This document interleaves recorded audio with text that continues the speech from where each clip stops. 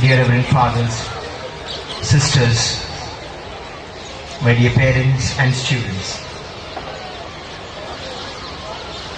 I start off with a small anecdote. When the class began, wordlessly, the teacher picked up a very large and empty crystal jar and started to fill it with golf balls. He then asked the students if the jar was full. They agreed that it was. The teacher then picked up a box of marbles and poured them into the jar. As he shook the jar lightly, the marbles rolled into the open areas between the golf balls. Is the jar full now? The teacher asked the students. All agreed that it was full. At this, the teacher picked up a box of sand and poured it into the jar, and the jar was full. And again the student said, the jar is full. The teacher now picked up a jar of water from under his table and poured it into the jar, emptying the whole jar.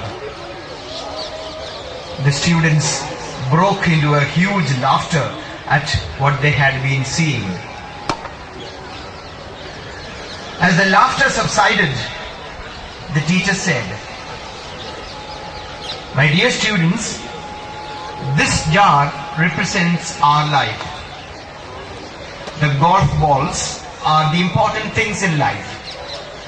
God, family, parents, health, friends, study.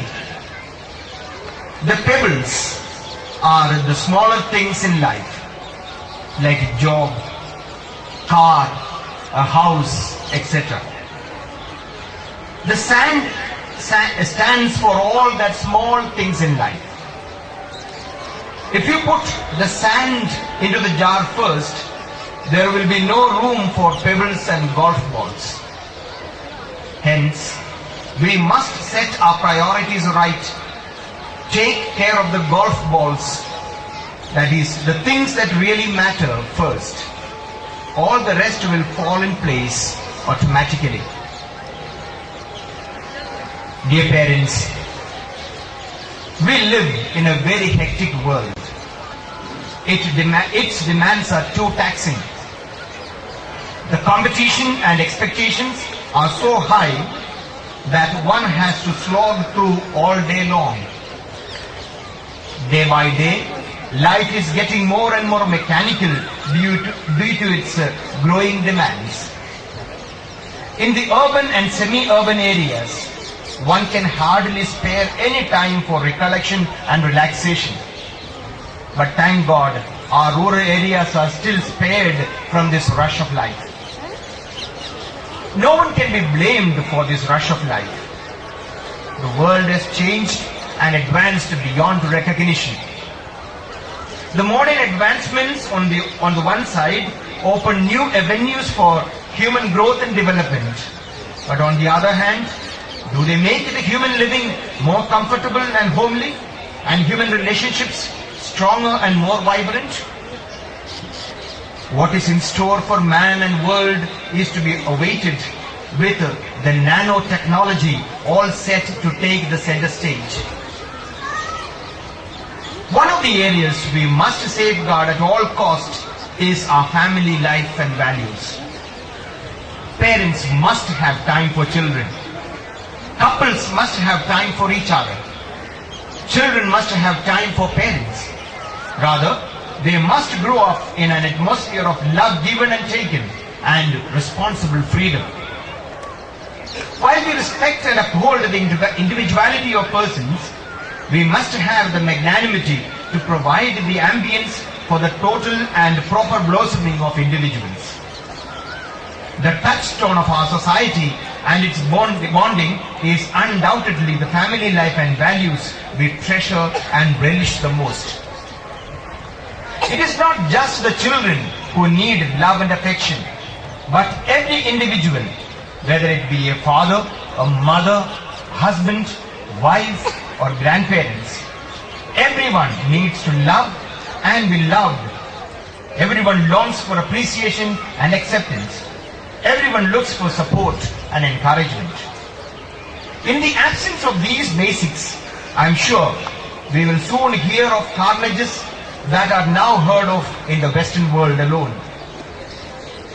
May we all find the time to put into the jar of our life the golf balls of life values, the pebbles of human relationships, the sand of life's achievements, and the water of love, so that all can fall in place and move along as one coherent unit. With regard to the life and activities in the college, we tried to move along with the priorities in place. We have had a whole scenario of college activities: teaching, reorientation of teachers, sports and cultural events, celebration of national feasts, retirement of teachers and appointment of new ones, election to the student parliament, class and staff picnics, special coaching in sports and games, and of course, the test of all things, the examinations. All these have been done without compromising on the academic excellence which has been the hallmark of the college. All these achievements you will find in the college annual which will be released on the 5th of May. But to mention to you a few important ones. The results of the ICSE and ISE examinations for the year 2006 were excellent. In the ICSE examination, all the 170 students obtained first division, and in the 12th examination, all the 152 were placed in the first division. I am proud to state here before you that Master Satyam Saxena of class 12 science was one of the national toppers with a 98.25% in aggregate, and the only topper nationwide with a 97.75% in science. He is currently studying in BITS Pilani. I would like to place on record the sad demise of Most Reverend Dr. Cecil Disa in the month of October 2006. The late Archbishop was the chairman of the college and a source of inspiration for all of us till his grace retired from active ministry. May his soul rest in peace. The Most Reverend Dr. Oswald Gracious, Archbishop and Chairman of the College, was transferred to the See of Mumbai. I would like to thank His Grace for his guidance and support during the past 6 years. Now I take this opportunity to welcome the Most Reverend Dr. Albert D'Souza, the new Chairman of the College. And I am sure with his timely help and support, the College will ascend greater heights in the years to come. During the academic year, two of our senior and experienced teachers, the Chaco pair, Mrs. and Mr. Chaco, retired after 31 and 39 years of service respectively. We are grateful to them for their selfless service to the college and wish them many years of active life and service to the community wherever they may be. Mr. Sohan Lal took a voluntary retirement from service owing to ill health. He served this institution for 32 years and we gratefully acknowledge the same. This address would be incomplete without a word of gratitude to all of you. Most Reverend Dr. Albert D'Souza, our chief guest, the guests, fathers, sisters, brothers, parents, well-wishers, staff, students, ministerial staff, and the management for your contribution to St. Peter's College in various capacities. This annual day has been an occasion for all of us to come together. May God continue to look kindly upon us always. In the end, students will come and go. Times will change and pass. Faces will be met and forgotten. Teachers will join and retire. The administrative wheel will turn and twist. But St. Peter's has to stay and hold its sway. So I have this poem for St. Peter's. O great Peters, whose majesty daily I behold, whose awesome ambience inspires everyone. I come to you as one of your many children, to be filled with wisdom, character, and strength. Let me walk your corridors, pregnant with history. Let my eyes behold thy grandeur, filled with mystery. Make my hands respect things and build up. Let my ears hear your bustling hushed up.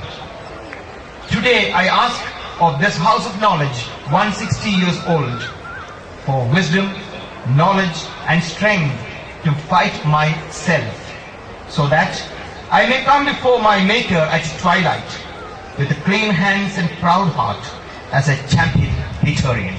Thank you. And now, ladies and gentlemen, we start with the prize distribution ceremony. We start the beginning with the 100% attendance. Satyam Mehrotia.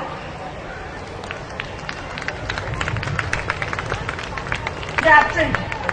Aman Maheshwari.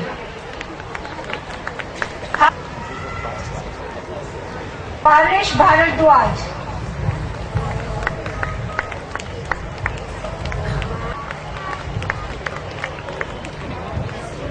Panshu Badlar. First D. Aditya. The second place goes to Manu.